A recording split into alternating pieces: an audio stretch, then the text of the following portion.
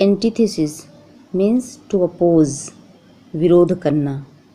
जैसे कि opposite opinion हो सकता है, अपोजिट कॉन्सेप्ट हो सकता है, अपोजिट कैरेक्टरिस्टिक्स हो सकते हैं। मतलब एंटीथेसिस का मतलब है being the opposite of another thing.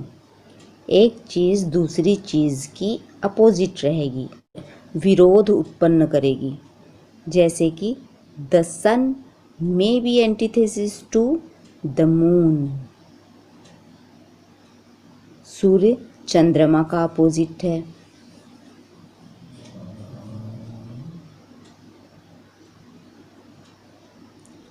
The devil may be antithesis to God. Devil God का अपोजिट है। Conservative may be antithesis to liberal, और कंजर्वेटिव लिबरल का अपोजिट है।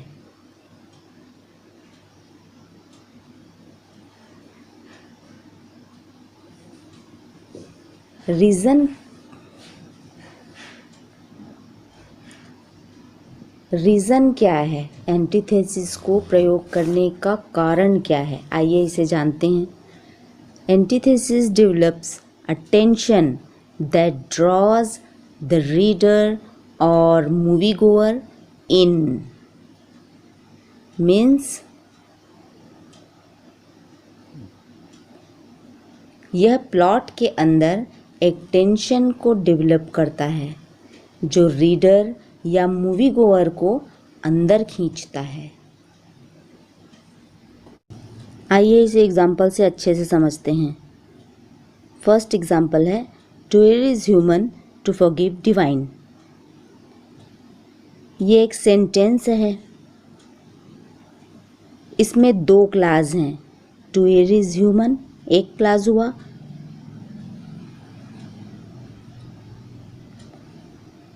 टू फॉरगिव डिवाइन ये दूसरा क्लास हुआ। फर्स्ट क्लास और second class दोनों स्टार्ट हो रहे हैं इन्फिनेटिव वर्ब से। टू एरर, टू फॉरगिव ये इन्फिनेटिव वर्ब हुआ,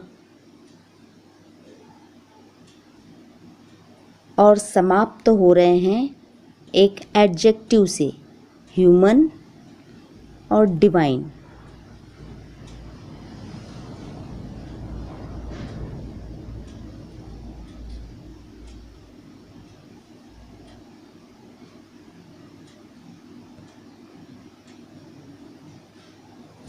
ह्यूमन और डिवाइन के बीच में वेरी स्ट्रॉन्ग कंट्रास्ट है, जो कि कंटेंट में कंट्रास्ट को एम्फेसाइज करने का काम करता है।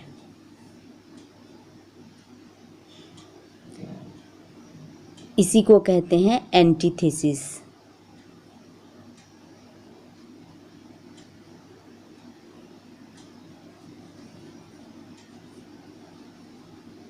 क्योंकि एक तरफ तो कहा जा रहा है कि गलती करना मनुष्य का काम है, और दूसरी तरफ कहा जा रहा है कि क्षमा करना ईश्वर का काम है।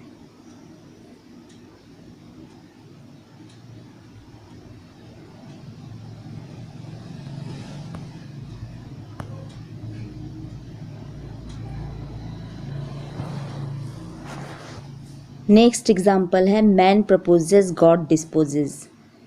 यहाँ पर प्रपोजेस में be the antithesis to dispossess.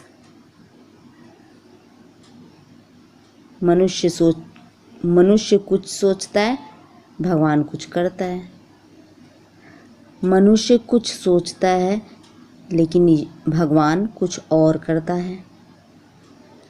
Proposes और डिस्पोजेस दोनों ही बहुत ही स्ट्रॉन्ग कंट्रास्ट उत्पन्न कर रहे हैं इस सेंटेंस में। इसलिए हम कह सकते हैं कि ये सेंटेंस भी एंटीथेसिस फिगर्स ऑफ स्पीच है। नेक्स्ट एग्जाम्पल है united we stand, divided we fall. United may be the antithesis to divided. United divided का अपोजिट हुआ, और stand may be the antithesis to fall. stand fall का opposite हुआ।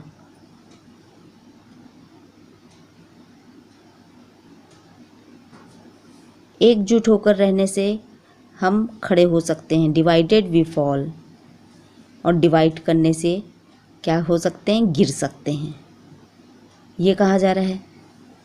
तो यहाँ पर यूनाइटेड और डिवाइडेड, स्टैंड और फॉल बहुत ही स्ट्रॉन्ग कंट्रास्ट उत्पन्न कर रहे हैं इस सेंटेंस में। इसलिए हम कह सकते हैं कि ये सेंटेंस भी एंटीथेसिस फिगर्स ऑफ स्पीच का एग्जाम्पल है। नेक्स्ट एग्जाम्पल है, it was the best of times, it was the worst of times, it was the age of wisdom, it was the age of foolishness.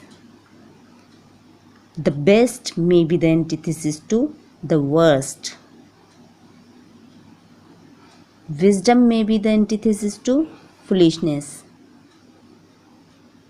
यानी best जो है worst का opposite है, wisdom foolishness का opposite है।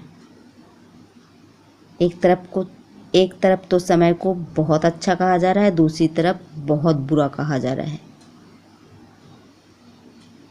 एक तरफ एज को विजडम कहा जा रहा है, दूसरी तरफ एज को फुलिशनेस कहा जा रहा है।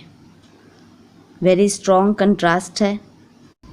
इसलिए हम कह सकते हैं कि ये सेंटेंस भी एंटीथेसिस फिगर्स ऑफ स्पीच है।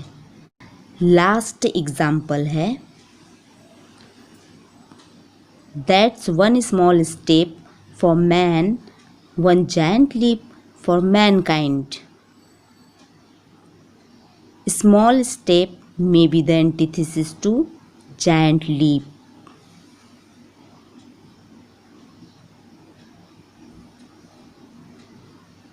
बहुत ही स्ट्रॉन्ग कंट्रास्ट उत्पन्न हो रहा है यहाँ पर भी। इसलिए हम कहेंगे कि ये सेंटेंस भी एंटीथेसिस फिगर्स ऑफ स्पीच का एग्जाम्पल है।